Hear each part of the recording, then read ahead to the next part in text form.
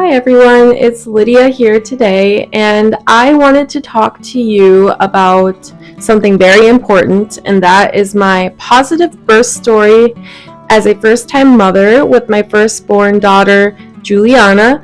I don't know if you can see very well, but right now I have my second-born baby, Isadora, so Juliana is off taking a nap right now, and I thought it would be a good time to share with you all how it went. So without further ado, let's jump right in. So I found out that I was pregnant with Juliana in October of 2021, and that was about a little over a month after I had gotten married. We were very excited, as you can imagine, being that it was the first time that I had gotten pregnant, and we both really wanted a baby, so it was just perfect timing, thanks be to God. And then a couple weeks into the pregnancy, I had already started experiencing those really fun pregnancy symptoms, such as nausea, headaches, insomnia a little bit. So that was really hard for me to get used to, but once those symptoms kind of died down when I went into the second trimester, it was a lot more easier to deal with pregnancy and all of that. So that is just something that I struggled with a little bit. One thing that I did though that really helped me was I carried around with me these plastic Ziploc baggies, and in case I felt nauseous and I was somewhere where I couldn't make it to a garbage can or bathroom or wherever right away, I would just pull one out of my purse and use it if I absolutely needed to. So that is maybe a tip that you could use if you find yourself in a situation like that. So just something that you can keep in mind. Also, when I started to feel those little baby kicks, it was the best thing in the world. It was so amazing. For me, they first started off as little flutters in my stomach, and then they got more and more intensified and just stronger. So that was really, really a neat experience. One of the things you might be wondering is why I chose a birth center and not a hospital or even a home birth. So I chose to have my baby at a birth center for a couple of reasons. The first reason is that I have never been one to feel the most comfortable in hospitals. Don't get me wrong, I'll go to the hospital if I absolutely have to, but at the time, and still to this day, I just don't think that a hospital would be the most relaxing place for me to have a baby. And that's one of the things that I really wanted. I wanted to feel very relaxed wherever it was I had the baby. That way I would hopefully have an easier labor.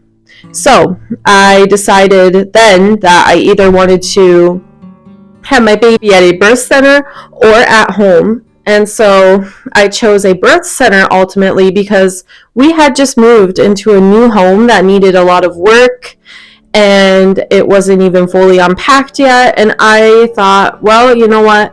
I have been going to this birth center for all of my prenatal appointments. I feel comfortable there. It's a short drive from our house. Might as well just go to the birth center to have the baby. And that's exactly what I did. So I also did a little bit of research too on the local hospitals in our area, and they all had very good cesarean rates. They weren't super duper high, which is a good sign. I mean, of course, there's always a time and a place for a C-section, and sometimes it just has to be that way, but I was pretty confident that I wouldn't need one unless there was an emergency. So that was another factor that helped me determine where I wanted to have this baby. I also did some more preparation for labor by taking a class with a friend who also happens to be a doula. She taught me a lot of good comfort measures, is what they call them. So when you're in labor and you're trying to cope with the contractions, you can do different things to help yourself, distract yourself, or relieve some of the pain that you might be feeling. So she taught my husband and I and some other couples a lot of tricks and gave us some tips on how to deal with all of that intensity and pain that surrounds contractions in labor. and all that good stuff. So we learned about this thing called the double hip squeeze, which is where somebody will get behind you and they'll just squeeze on the area, your lower back area, on the hips, and it'll kind of relieve some of that pressure by squeezing them in. I hope I'm describing that correctly. Or it'll just, at the very least, distract you from the pain that you're already feeling with the contraction by, giving some more pressure in a different area on the body. We also learned about squats, lunges, moving around during labor in general, just getting into different positions, using a peanut ball to lay over, and learning how to breathe through contractions. All of that stuff was really, really helpful, and something that I don't regret doing at all. Taking this class to help with comfort measures was extremely good, because I had no idea prior to that. I don't have any older siblings or sisters who have gone through something like that. My mom had me in a hospital. My grandma had me in a had my mom in the hospital, and my great grandma had my grandma in the hospital. So nobody really had a home birth or birth center birth, at least in my family, in quite a few generations. I also read a book that my doula gave me called Made for This. Yep, Made for This. It's a book by a Catholic woman about how you can kind of sort of, I guess, relate labor in a way that is sacred and tie it all into faith, with your faith in God. So definitely something you should check out. I also read Fertile Ground. Another book I read offered a different perspective because it was written by an Orthodox lady, but still I highly recommend that book as well. I read Fertile Ground with little Isadora here, and I'm so glad that I did. Those books were both really helpful and eye-opening, and if you're looking for something that will give you inspiration, then maybe check those out because they are super, super helpful. So some other things that I did, especially in third trimester, was I tried my best to eat dates and drink red raspberry leaf tea. Now, there are some studies behind both of them that say or show that they do help you to have a shorter labor time. I'm not sure if they helped me have a shorter labor time because, as you'll find out, I was in labor altogether, including push time and early labor, all the stuff, for about 30 hours. So that seems a bit long, but I will say that it helped to get everything kind of softer and dilated in preparation for me to start having the baby. So just something to keep in mind. So what happened with Juliana is I ended up going pretty late past my due date. So I was due with her on May 31st, and I ended up having her on June 16th. So that's quite the difference. I remember when I was 41 weeks along, my blood pressure started to kind of go on the rise, and my midwives thought it might be a good idea to just try and see if I could naturally induce myself to maybe get the process kick-started so that I could have the baby sooner rather than later. So I tried their little regimen of different things to have the baby.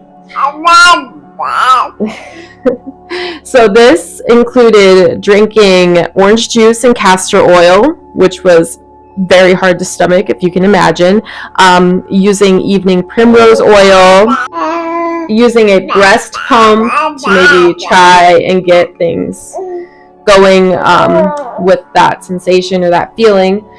Also taking a couple long walks, taking a hot bath, and drinking this tincture in a couple glasses of water. So this induction process lasted the whole day.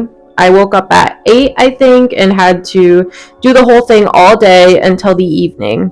So that is what I did, and unfortunately it did not work, or at least right away, because I ended up going into the next week when I was 42 weeks pregnant, and that is when I decided to try something else. So when I was 42 weeks pregnant on the dot, I tried this series of exercises, I guess you could call them, called the Miles Circuit. And if you're unfamiliar with that, I will maybe put something in the description about it. But essentially, it is getting into different positions on the bed, staying in them for about a half an hour each. And then I believe at the end, you do some sort of lunges, or I don't know if you are familiar with curb walking, but something along those lines. You can go up and down the stairs too.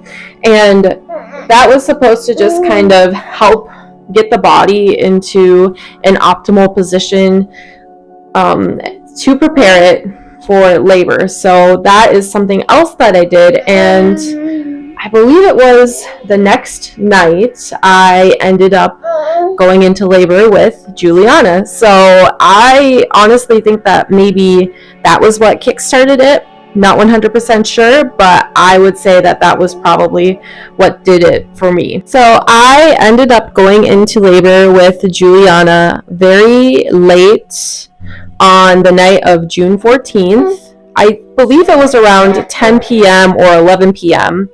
And I remember just getting up to go to the bathroom very frequently, tossing and turning in bed because I couldn't sleep. I even kept my husband up, I think, as well. So my husband suggested that we call the midwife because it didn't seem like it was normal for me to be feeling the way I did.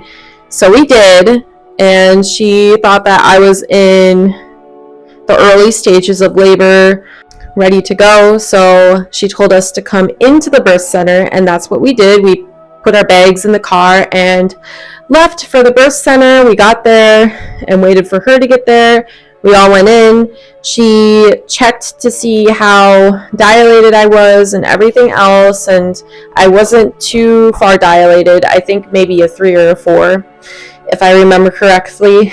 And so she had me do different comfort measures. I laid on the bed for a while on my side and laid over a peanut ball. I also got into the birth tub at one point too, but I was told that I had to get out of the birth tub because it was slowing down contractions.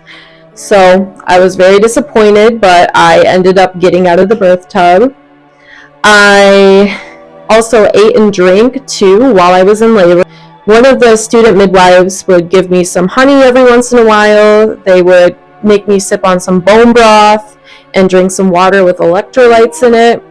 So I'm very thankful that they made sure that I stayed hydrated and nourished while I was experiencing such an intense labor. And also, I had back labor too. So as you can imagine, it was very, very intense and very painful at times, I must say. Some other things that I did to help get me through contractions was I would try to think of different psalms. I would also try my best to pray, especially to the Mother of God. My husband brought some icons and a prayer book, and so he set up a little icon corner and prayed as well when he could. And both of us just really, really were praying that the labor and delivery would go smooth and quickly, and that I would have the baby in no time. So that is what we did.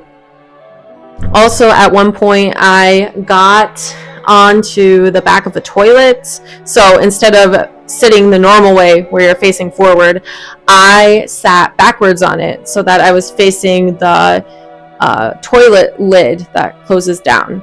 And I had my doula kind of massage my back as I sat there, and that was nice for a bit. I honestly believe that sitting there helped to ramp up the contractions a little bit because it started to get pretty unbearable just sitting there. And so I got up and walked around a little bit more, I believe, and then finally I got into the shower, and I let the hot water from the shower hit my back for a while, and that was what really felt the best at the moment. And so after a while of standing in the shower, I don't even know how long, they recommended that we shut the water off because I started feeling the urge to push. And so I squatted down right there in the shower, and they said, "Nope, could you please get up and come out of the shower and maybe try to make it into the room, because there's just no room for us to get into there for all of us to catch the baby." And so that made sense to me, and I got up and out of the shower. And mind you, the baby had already started crowning. I could feel the head if I reached down, and it was the weirdest feeling in the world, trying to get up and out of the shower and into the bedroom. But I somehow managed, and I made it into the kitchenette, and that is where I felt the urge to push again. So the doula grabbed, I believe it's called a rebozo, or it's like a really long piece of fabric that you can grab onto with both hands and squat, and somebody has it kind of draped over their shoulders. So the doula had that draped on her shoulders. I grabbed it with both hands and I squatted down. I pushed a couple more times, and then I had Juliana. Someone caught her. I believe it was one of my midwives. And it was just the most amazing thing in the world. After doing that, I felt like through the help of God, of course, like I was just on top of the world. I was so excited, so happy, in awe and shock, just sitting there holding her. My husband had his arms wrapped around me, and there's even a picture of us just sitting there holding our precious little baby for the first time. It was a really, really just out of this world experience, and it'll always be ingrained in my brain the day I had little Juliana. So I had Juliana at 4:13 in the morning. She weighed 8 pounds, 13 ounces, and was born on June 16th of 2022. So she'll be 2 years old here pretty soon, which I can't believe, but it was just such an amazing day. It was warm, but not too warm, and the sun was shining. Everything was just so lovely that day. She was just so beautiful to look at. She had these dusty blue eyes, a little bit of a darker complexion like her father.